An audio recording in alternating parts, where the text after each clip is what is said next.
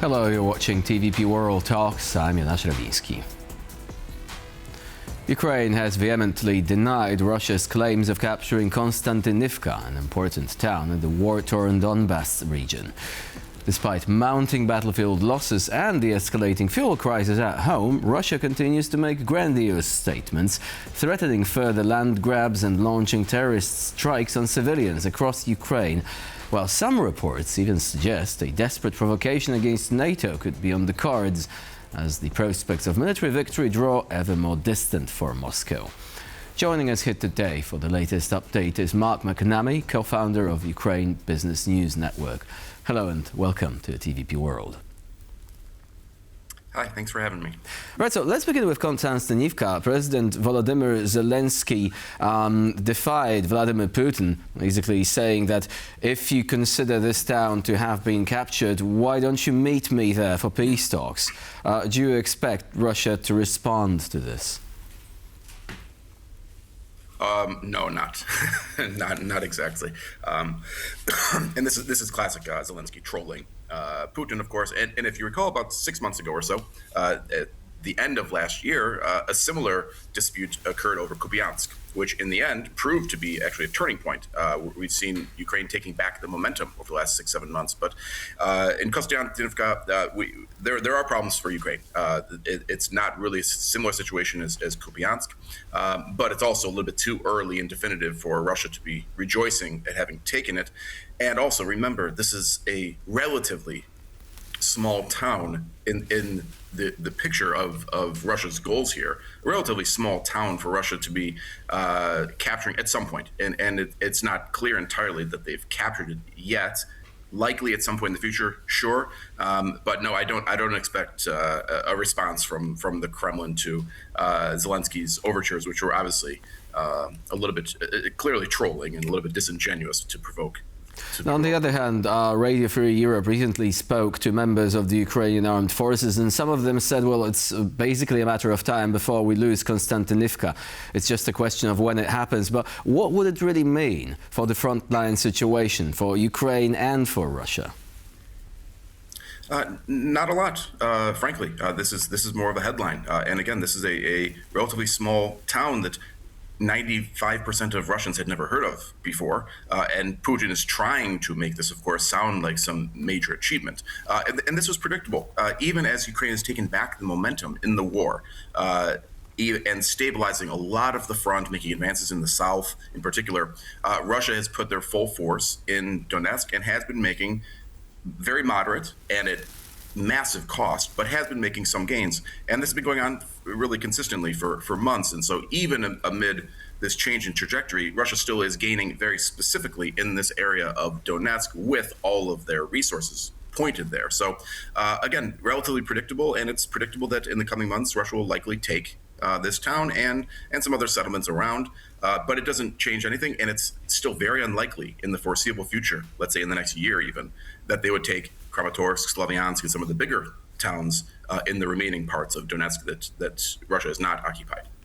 So you've mentioned battlefield costs for Russia, but the price to be paid by Moscow is now spreading far beyond the battlefield. Massive lines have been forming at gas stations all across Russia, many regions which are located far away from the front line.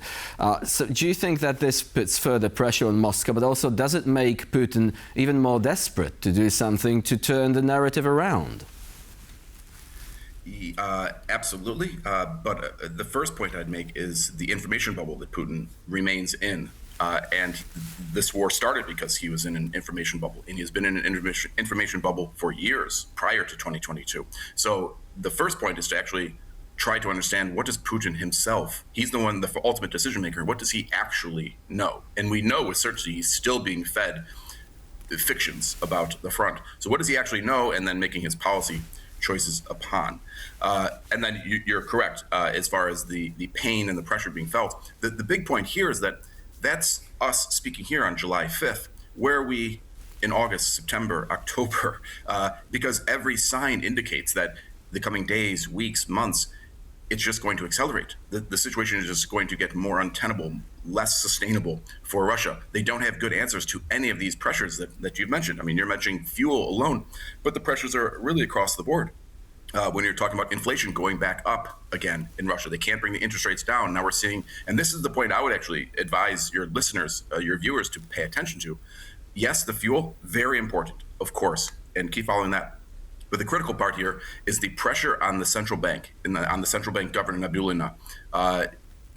This is the most extreme pressure she's faced, and Putin has always had her back for years.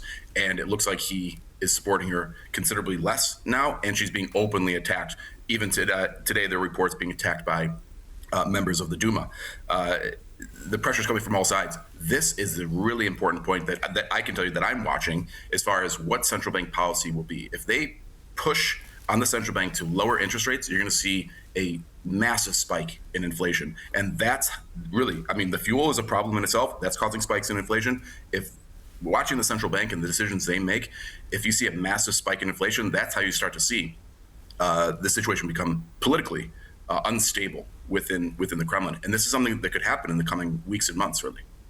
So if Putin sees that a window of opportunity for doing something about this, for turning it around, is beginning to close, do you think that he's going to try something unconventional? There have been very recent reports that the FSB is planning a provocative act, basically centered around releasing false information about World War II history, about the massacre in Volhynia, which remains a bone of contention between Poland and Ukraine, especially recently.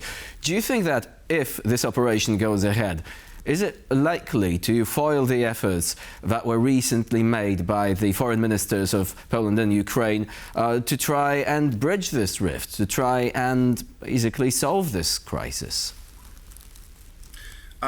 No, I don't see. Of course, there's a current political problem. It is so clearly in the interest of both Poland and Ukraine and their shared history, and the obvious recognition that despite their historical disputes, which is a matter of history, not a matter of current times, the common enemy here is obviously Russia, and has been Russia for centuries. So I do believe cooler heads will naturally prevail, as both are highly incentivized to resolve this in a way. Of course, the dispute remains. This is a matter of history, and it's unfortunate, and these things have happened. But the common enemy today and tomorrow will continue to be Russia. So they're incentivized to come together. But back to your earlier point, I absolutely think, and we've been telling our clients this since the end of last year and early in 2026, about looking at the Kremlin and more reckless behavior. And that includes all sorts of things that you mentioned. I don't think we should be looking for a conventional attack, for example, on the Baltics, but all this hybrid warfare, all the information warfare, of course, continuing to spoil relations between Ukraine and Poland, but all sorts of things, much more reckless behavior, still sub-threshold attacks, different things, cyber attacks on railways, infrastructure, drone attacks that we've seen across Europe. This is really set to escalate as Russia can't win in the conventional battle in Ukraine, so they need to expand this battle elsewhere. So that is what I'm concerned about. And of course, Putin believes he's fighting the West, so he will likely want to take the fight more directly towards the West, attacking, for example, supply chains within Poland, with all the military equipment coming through Poland into Ukraine. So these are definitely the things that we should be looking out for. And then I would mention too, unfortunately, it should be said, the nuclear threats will revive again. When Putin was losing decisively in late 2022 in Kherson and in Kharkiv, we saw a massive uptick in these nuclear threats from Putin himself, but also a lot of members of his regime. Now that they're, again, decisively losing and it's set to get worse, that is the ultimate trump card that the Kremlin has. And so, unfortunately, I think we should expect more nuclear threats. And it's very, very unlikely, but it's not, unfortunately, a negligible risk. So, assuming that we know how to react to these nuclear threats, because they are being made constantly. Even a few days ago, I think Sergei Karaganov, a Russian political scientist close to the Kremlin, once again mentioned a few countries that he personally would see nuked if it came to the sort of nuclear conflict, right? I mean, we've seen this already, but what about these sub-threshold operations that you've mentioned? Isn't sub-threshold basically defined by how we respond to it?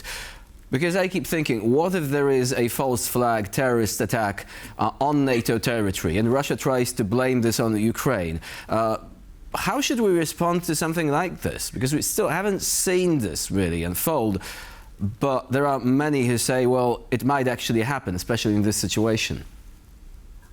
Yeah, and this is an evolving strategy, and the whole point, sub-threshold attacks work because in the West, we set the threshold. Russia knows to operate below that, knowing that there won't be an overwhelming response if they don't hit the threshold or beyond. So that's the whole point. What is the threshold for Europe?